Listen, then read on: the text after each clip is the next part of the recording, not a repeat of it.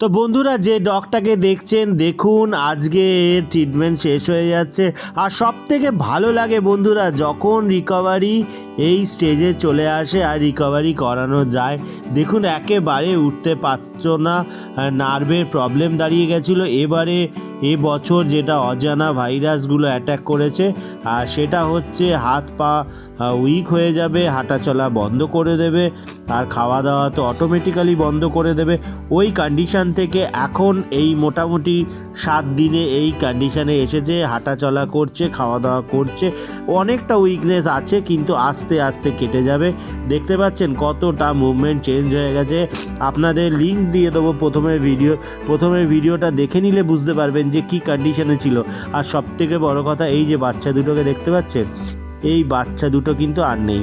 কারণ কেন, এই বাচ্চা দুটোর অতিরিক্ত কৃমি হয়েছিল, সেই কৃমি থেকে রিকভারি করানো গেল না। কারণ কেন, কৃমি কিন্তু এদের একেবারে শেষ করে দিল। যাই হোক বন্ধুরা, তাও একে বাঁচাতে পেরেছি। তো সবাইকে বাঁচাতে পারা যায় না, কেননা স্ট্রিট ডগের ক্ষেত্রে ইমিউনিটি পাওয়ারটা এত বড় সমস্যা হয়ে যায়, অনেক সময় রিকভারি হয় না।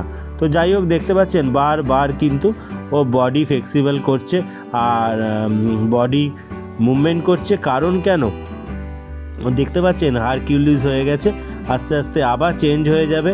আর স্যালাইন শুরু করে দিয়েছি। আর এই বাড়িতে যেই ডগিগুলো আসে এতটা অ্যাডজাস্ট করে, কি বলবো, না মাস্ক পরাতে হয়, না ধরতে হয় চেপে, খুব সুন্দরভাবে ওরা কিন্তু স্যালাইন নেওয়া শুরু করে দেয়। আর দেখতে পাচ্ছেন এই যে রামকৃষ্ণ, এই কিন্তু এদের নিয়ে আসে, তুলে নিয়ে এসে ট্রিটমেন্ট করা আরেকজন দিদিও আছেন। ওরা দুজন মিলে কিন্তু এদের সেবা টোটাল খরচা করে। তো আমি চাইবো আপনারাও কমেন্টের মাধ্যমে এনাদেরকে আশীর্বাদ করবেন, ওনাদের জন্য ভগবানের কাছে প্রার্থনা করবেন, যাতে এই অবলা পশুদের এরা এইভাবেই ধরে নিয়ে এসে সেবা করার ক্ষমতা পায়। আর পেলেই এরা ভালো থাকবে, এটাই বলতে পারি। আর দেখতে পাচ্ছেন ট্রিটমেন্ট শেষ হয়ে গেছে, বাচ্চাগুলোকে দেখে ভয় দেখাচ্ছে। আর যখন ভিডিওটা পোস্ট করছি তখন খারাপ লাগে বলতে, সেই জন্য বলবো বন্ধুরা, আপনাদের বাড়ির সামনেও যাদের ডগি আছে বা বাড়ির সামনে ডগি রেখেছেন, অবশ্যই একটা ভ্যাকসিন, বেশি দাম না, করিয়ে নিন না, তাহলে ভালো থাকবে। যদি বাড়ির ডগি আপনাদের থেকে থাকে, ভ্যাকসিন না করিয়ে থাকেন, অবশ্যই ভ্যাকসিন করান। ধন্যবাদ। ভিডিওটা আজকে এই পর্যন্ত। ভিডিওটা ভালো লাগলে অবশ্যই শেয়ার করুন, সাবস্ক্রাইব করুন, আর আশীর্বাদ করুন, কমেন্ট করুন, যা মনে হয় করুন, ভালোবাসা দিন। ধন্যবাদ।